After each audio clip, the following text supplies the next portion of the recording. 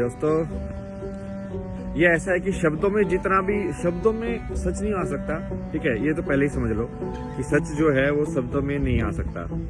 अब चाहे उसको तुम किसी भी तरीके से समझ सकते हो, भाई कबीर ने बोला नाम अनाम है, या जो भी बोला है साइंस में मान लो कि वो इन्फिनिटी है, कि वो इनफाइनाइट है, मतलब असीमित जिस चीज को बोलते हैं। हम मॉडल की बात कर रहे थे ना, तो शब्दों के अंदर सच नहीं है, ठीक है, ये पहली बात तो ये समझ लो आप। चलो इसको मैं बना ही देता हूँ ना, साथ के साथ करते हैं इसका हल, साथ के साथ भी कर सकते हैं, इसमें क्या है ना। चलो मान लिया डब्बा हमने,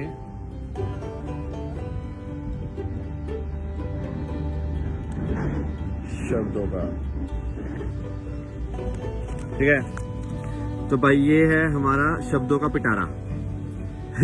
भाषा के अंदर जितने भी शब्द हो सकते हैं सारी भाषाओं के अंदर, ये उसका पिटारा है। उसके अलावा तो कुछ नहीं कम्युनिकेट कर सकते ना, तुम कर सकते हो कि नहीं कर सकते कुछ भी। उसके अलावा तो कुछ बोल नहीं सकते हो तुम, जितना भाषा के शब्द तुमको आते हैं उतने ही तो बोलोगे। तो ये सबका पिटारा हो गया, ठीक है।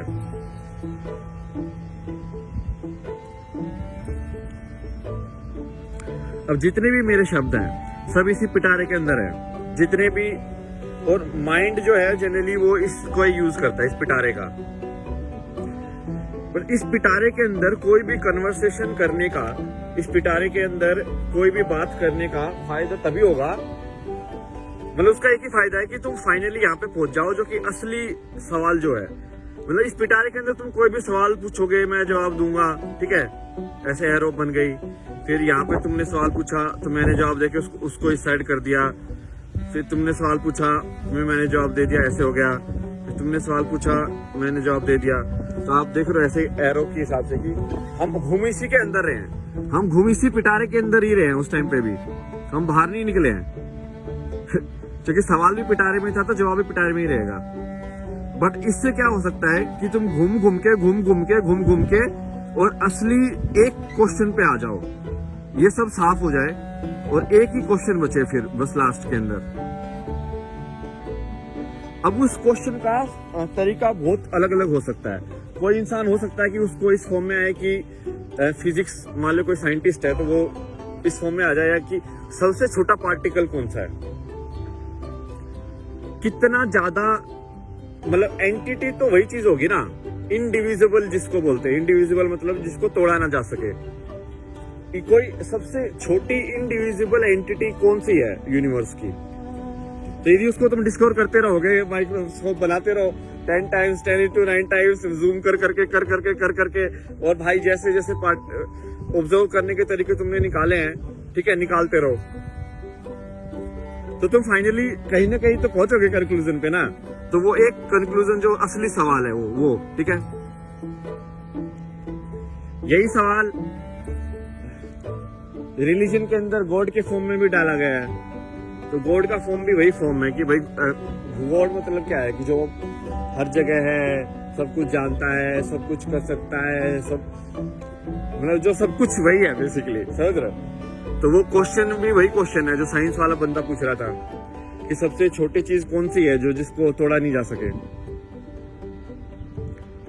तो चूंकि वो छोटी चीज ही तो गॉड हो जाएगी फिर, समझ रहे हो, उस चीज को तोड़ा नहीं जा सकता, तो इसका मतलब सारी चीजें उसी चीज से बनी हुई है, तो वो छोटी चीज गॉड हो गई, वही भगवान हो गया ना।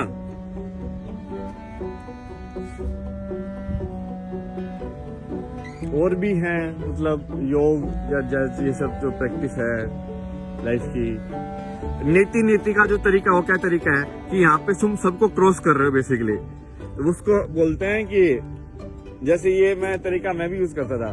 तो कई बार है ना, पहले मैं कोचिंग में जाता था तो मैं कुछ और ही टेस्ट होता था भाई उनका, मैं पढ़ाई कुछ आती नहीं थी मुझे उसकी, क्योंकि वो कम्पिटिटिव का था। तो मैं है ना सिर्फ क्वेश्चन को पढ़ के मैं वो वाले सोल्व करता था जो उसमें पैराग्राफ लिखा होता है और नीचे क्वेश्चंस होते थे पहले।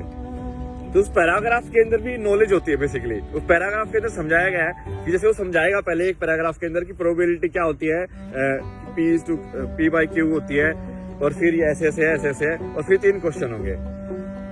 तो मैं पैराग्राफ को समझ के और मेरे पास टाइम बहुत होता था, तो इतने टाइम की वजह से ना मैं सिर्फ ऐसे सोचता था कि मैं 4-5 ही क्वेश्चन सोल्व करूंगा।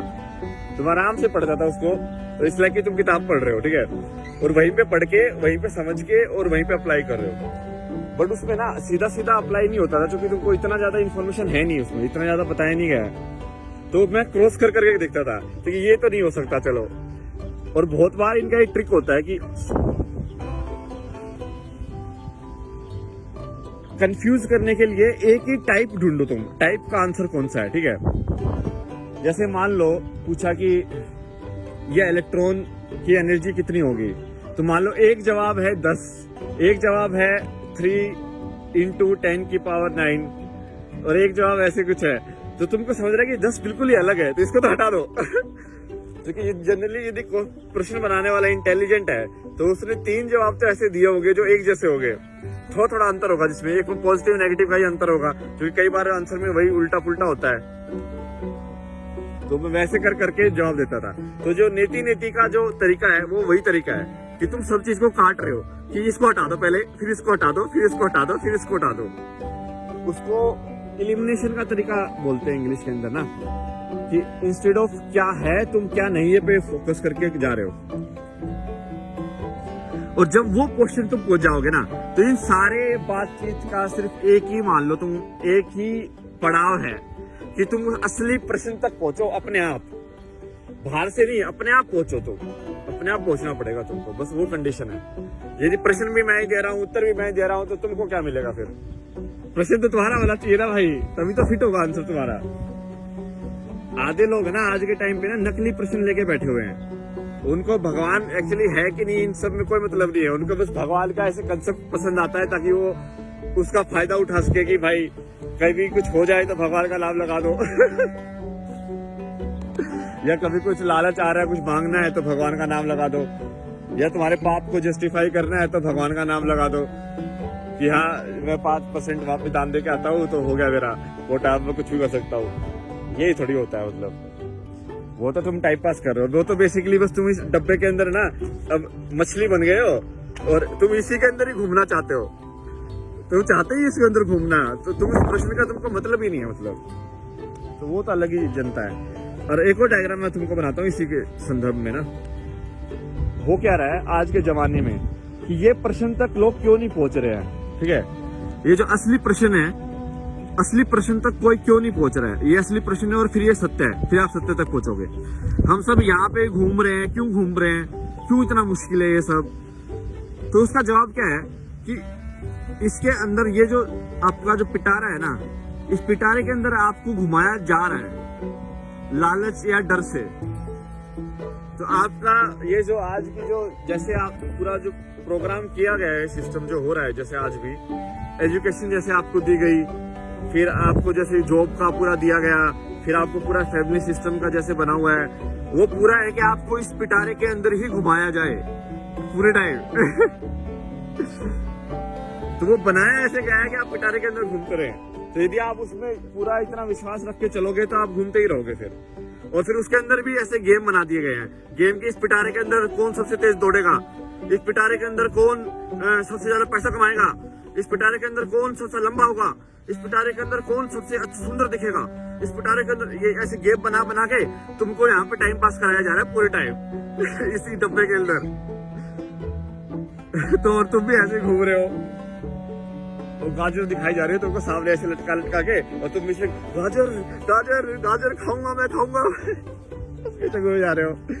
वो गाजर जो दिखा रहा है ना, वो तुम्हारे ऊपर ही बैठा हुआ है, तुम वही गधे हो जो उस गाजर को देख के भाग रहे हो, और तुम्हारे ऊपर ही बैठ के दिखा रहा है वो, तुम कभी नहीं पकड़ पाओगे। पीछे मुड़ के देखो, खत्म। तो आधा गेम तो यही हो रहा है ना, ये फेक सी लाइन बना दी गई है और सब उसके पीछे भागते रहते हैं। तुम जैसे कॉलेज में तुम जाते हो ना, किसी बड़े कॉलेज में, तो वहां से रेस स्टार्ट हो जाती है कि किसका सबसे ज्यादा पैकेज होगा। ओ भाई, फिर पूरा प्लानिंग चालू। अच्छा, पैकेज लेने के लिए क्या क्या चाहिए, अच्छा ठीक है, 8 से 9 के बीच ग्रेड चाहिए, एक ये चाहिए कि दिखाना है कि मैं एक्स्ट्रा करिकुलर भी हूँ, एक थोड़ा सा ये भी दिखा देता हूँ कि मैं फिजिकली एक्टिव भी हूँ, मैं स्पोर्ट्स में टीम स्पिरिट आती है, मेरे को डिसिप्लिन मेरे बहुत ज्यादा अच्छा है। और फिर एक ये, और फिर है ना ऐसे कंस्ट्रक्ट किया जाता है एक पर्सनैलिटी कि हाँ ये इस पर्सनैलिटी के साथ मैं इंटरव्यू देने जाऊंगा 4 साल बाद। तुम समझ रहे हो, ये प्लानिंग स्टार्ट हो रही है जब तुम एंटर कर रहे हो 4 साल बाद की। क्योंकि एम वही है, एम क्लियर है कि उसी ये रेस का एम यही है कि भाई कौन सबसे ज्यादा पैकेज लेके जीतेगा। तो वही राजा बन गया है, वो राजा बनेगा, उसका न्यूज छपेगी, वो है।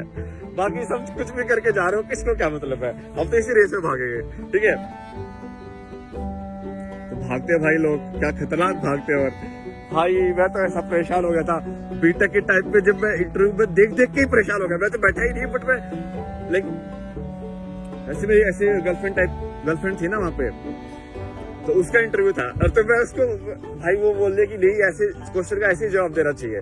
मैं बोला कि यार ऐसे जवाब क्यों देना चाहिए, तुम वो जवाब दो ना जो तुम्हारे दिल में है, जो तुम्हारी कहानी है वो बताओ कि भाई तुम जवाब तो सही पे आए हो ना। तुम 7.5 हो तो तुम 7.5 हो 10 में से, मतलब 75% तुम्हारे अंक आए हैं। यदि किसी परीक्षा में तो 75% आए हैं ना भाई। अब उसके बारे में खराब या अच्छा लगने में क्या मिल जाएगा तुमको, कुछ मिलेगा क्या, नहीं मिलेगा। तो क्या है वो कहानी में कंपैरिजन क्यों कर रहे हो तुम।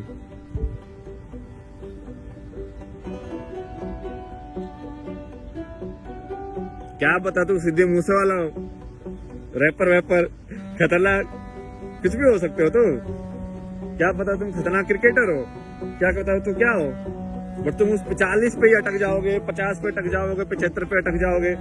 बट दिक्कत क्या है ना कि जो इंटरव्यू थे वो भी चाहते थे कि लोग वैसा आंसर दे, और ये मुझे बहुत अजीब लगा। बोला यार ये तो अलग ही यार, लोग ये तो सच्ची सुनना नहीं चाहते। मतलब ये तो लोग तो सुनना ही नहीं चाहते कि इस बंदे ने भाई कितनी स्ट्रगल कर करके सीखा है लाइफ में कि कैसे ये सब चलता है, कैसे होता है। नहीं, उनको तो बस वही वो बना बनाया रोबोटिक आंसर चाहिए। तो बेसिकली उनको शब्दों का एक बना बनाया रटा रटाया आंसर चाहिए, और तुम दे दो तो बस हो गया, पास हो गए तुम, बन गए तुम माइक्रोसॉफ्ट के हीरो, गूगल के हीरो।